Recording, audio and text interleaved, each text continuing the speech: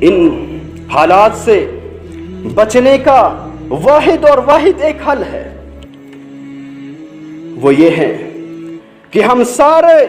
محمد الرسول اللہ صلی اللہ علیہ وسلم کی مخالفت چھوڑ دیں،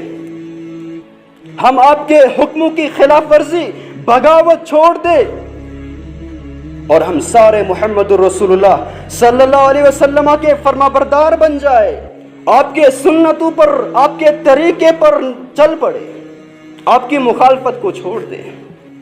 کیونکہ جو لوگ محمد الرسول اللہ صلی اللہ علیہ وسلم کی مخالفت کرتے ہیں، قرآن مقدس کے اندر رب کائنات نے ان کے متعلق ارشاد فرمایا فَلْيَحْذَرِ الَّذِينَ يُخَالِفُونَ عَنْ أَمْرِهِ أَن تُصِيبَهُمْ فِتْنَةٌ أَوْ يُصِيبَهُمْ عَذَابٌ أَلِيمٌ۔ فرمایا ان لوگوں کو ڈر جانا چاہیے، ان لوگوں کو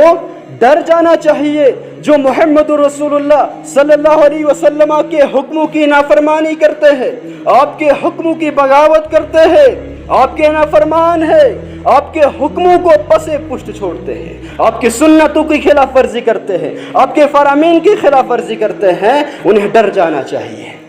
ان تصیبہم فتنہ او یصیبہم عذاب علیم، کہیں ان پر فتنہ آزمائش نہ آ پڑے،